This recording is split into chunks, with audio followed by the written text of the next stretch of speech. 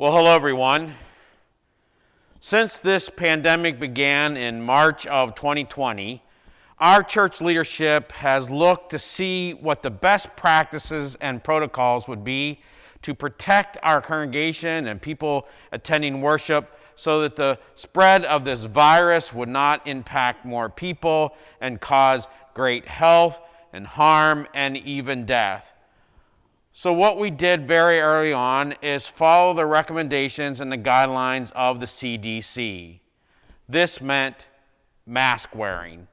From an early point on in the pandemic, we have been putting these masks on when we came to large group gatherings here at the church, even small group gatherings, especially including worship. Last summer, there was a brief period of time where the CDC thought that we had accomplished enough and made enough improvements that we did not have to don the mask anymore. But unfortunately, late summer, we know as these variants took off that it became necessary and recommended that we put those masks back on. Well, now, as we know, this last week, the CDC has established new guidelines for wearing a mask, establishing low, medium, or high based on hospitalizations and other factors for each county.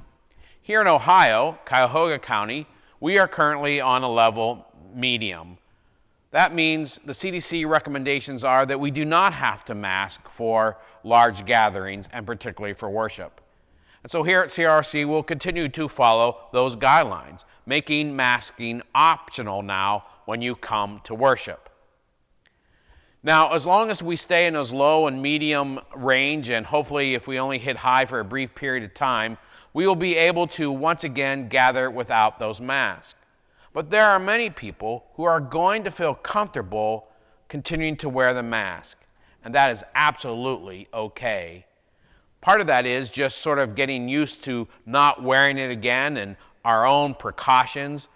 Others have some health issues that is recommended that they continue to wear those masks. Others are around people who are at risk, and so they will choose to continue to wear that mask. Others are waiting for the vaccination approval of small children that has yet to come our way. And so there are absolutely great reasons to continue wearing the mask. But for those of us who are fully vaccinated and boosted, in following these CDC guidelines, we are making masks optional for worship. It will be good to see your smiling faces, at least maybe some of them, again. As far as other protocols for worship, we're leaving those in place right now for the near future as we begin to figure out with the screens and bulletins and practices of communion what is the best going forward into this new normal.